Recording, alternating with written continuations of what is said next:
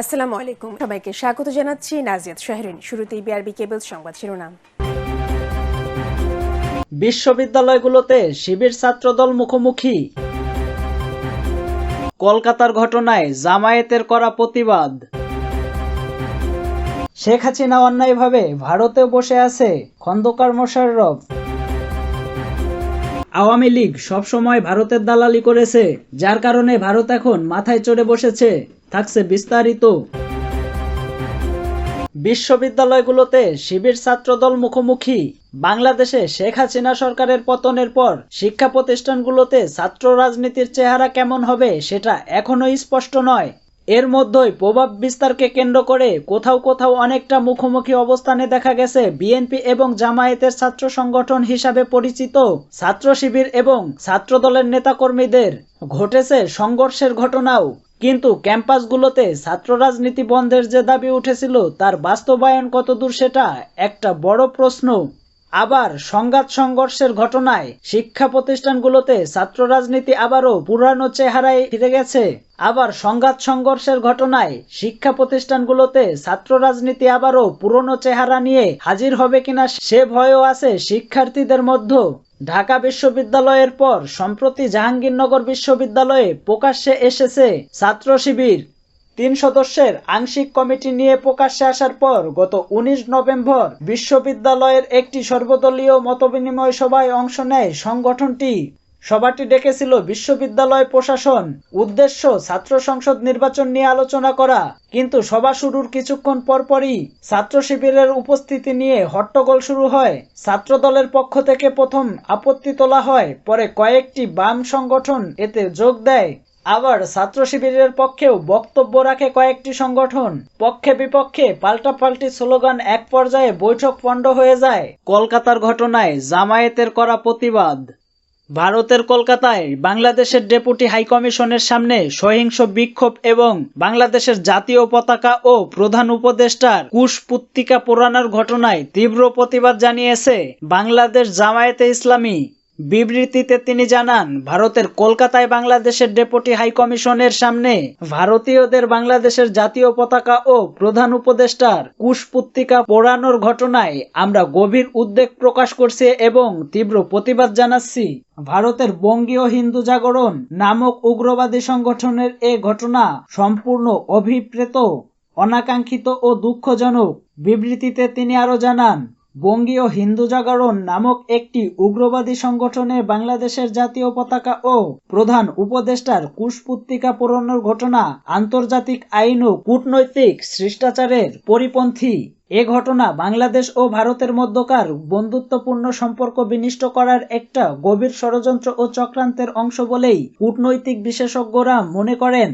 এমত অবস্থায় কলকাতার বাংলাদেশের ডেপুটি হাইকমিশনে যথাযথ নিরাপত্তার অভাব রয়েছে। ভারত সরকারের উচিত ভবিষ্যতে এ ধরনের অবাঞ্ছিত পরিপন্থী প্রতিরোধের প্রয়োজনীয় ব্যবস্থা গ্রহণ করা এবং বাংলাদেশ হাইকমিশনের নিরাপত্তা বিধান করা। তিনি বলেন, বাংলাদেশের পররাষ্ট্রনীতির মূল কথা হলো সকলের সাথে বন্ধুত্ব, কারো সাথে শত্রুতা নয়।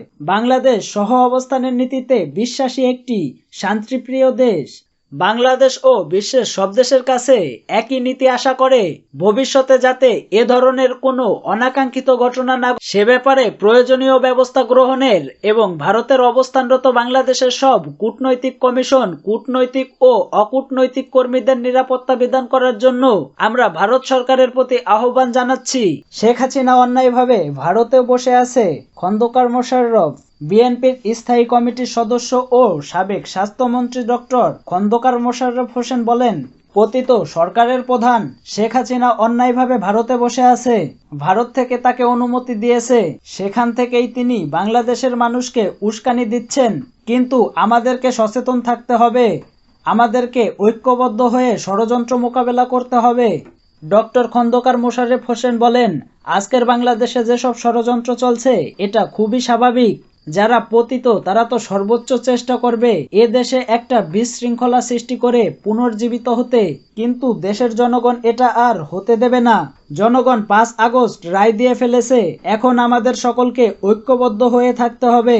আমাদের মধ্যে বিভক্তি সৃষ্টি করার জন্য নানান ষড়যন্ত্র চলছে। তিনি বলেন, জুলাই আগস্ট আন্দোলনে আমাদের হাজার হাজার নেতাকর্মী গ্রেপ্তার হয়েছে।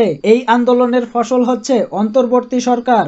তাদের ক্ষমতা গ্রহণের পর থেকেই বিএনপির পক্ষ থেকে সমর্থন দিয়ে আসছি। আমরা চাই তারা সফল হোক। তিনি আরো বলেন, পতিত স্বৈরাচারী সরকার বাংলাদেশকে ধ্বংস করে দিচ্ছে। দেশকে ঠিক করতে হলে সংস্কার করা প্রয়োজন।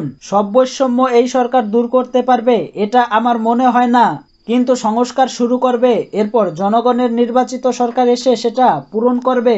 আওয়ামী লীগ সবসময় ভারতের দালালি করেছে, যার কারণে ভারত এখন মাথায় চড়ে বসেছে। থাকছে বিস্তারিত। সাবেক বিরোধী দলীয় চিফ হুইপ ও বিএনপির চেয়ারপারসনের উপদেষ্টা জয়নুল আবেদিন ফারুক বলেছেন, আওয়ামী লীগ সবসময় ভারতের দালালি করে গেছে। তারা ফেলানি হত্যার বিচার করতে পারেনি, পানির ন্যায্য হিস্সা আনতে পারেনি, বাংলাদেশকে ভারতের অঙ্গরাজ্য বানানোর চেষ্টা করছে। তাদের বিরুদ্ধে রুখে দাঁড়ানোর জন্য আমরা সবসময় প্রস্তুত আছি। জয়নুল আবেদিন ফারুক অন্তর্বর্তী সরকারকে উদ্দেশ্য করে বলেন, যারা ভারতের দালাল তাদেরকে শক্ত হাতে দমন করতে হবে, এটি এদেশের জনগণের দাবি। তিনি বলেন, অনবিলম্বে নির্বাচনের রোডম্যাপ দিতে হবে। ফ্যাসিবাদ আওয়ামী লীগ বাংলাদেশে অরাজকতা চালানোর চেষ্টা করছে। এদেরকে রুখে দেওয়ার জন্য জনপ্রতিনিধি সরকার দরকার। এদেরকে রুখতে হলে প্রশাসনকে শক্ত হাতে দমন করতে হবে। কারো দিকে না তাকিয়ে, বাংলাদেশের 18 কোটি জনগণের দিকে তাকিয়ে এদেরকে শক্ত হাতে দমন করতে হবে। তিনি আরো বলেন, যারা শেখ হাসিনার দোসর ছিল তারাই তাকে ক্ষমতায় রাখার জন্য চেষ্টা করছে। তারা দেশের বিভিন্ন আনাচে কানাচে থেকে বিভিন্ন দাবি নিয়ে আন্দোলন করছে। তারা বিভিন্ন সময় ছাত্রলীগ, যুবলীগ, রিকশাওয়ালা লীগ হয়ে আসছে। আবার শুনি সচিবালয়ে আওয়ামী লীগের দোসররা একত্রিত হওয়ার চেষ্টা করছে। এদের বিরুদ্ধে আমাদের রুখতে হবে। অন্তর্বর্তী সরকারের কাছে দাবি জানিয়ে ফারুক বলেন, যারা আওয়ামী লীগের দোসর ছিল, বাকশাল কায়েম করতে চেয়েছিল, ব্যাংক লুট করেছে, তাদেরকে বিচারের আওতায় আনতে হবে। প্রধান উপদেষ্টা ডক্টর মোহাম্মদ ইউনূসের উদ্দেশ্যে তিনি বলেন, ছাত্র জনতার রক্তের বিনিময়ে আপনারা সরকার, এখানে কেন অ্যাডভোকেটকে মরতে হবে? এখনো কেন ডিমের সিন্ডিকেটের সাথে জড়িতদের গ্রেপ্তার করা হয়নি? কেন পেঁয়াজের সিন্ডিকেটের নিত্য প্রয়োজনীয় দ্রব্যের যে সিন্ডিকেটগুলো আছে তাদের বিরুদ্ধে ব্যবস্থা নেওয়া হয়নি? এগুলো দেশের মানুষ বলা শুরু করেছে। এগুলো আপনার সরকারের দুর্বলতা হওয়া উচিত নয়। আপনি কোনো দলের সরকার নন, কারোর চোখের দিকে তাকিয়ে নয়। দেশের জনগণের কথা চিন্তা করে আপনার কাজ করতে হবে। দেশের জনগণ আপনার সঙ্গে আছে, আপনার কোনো ভয় নেই।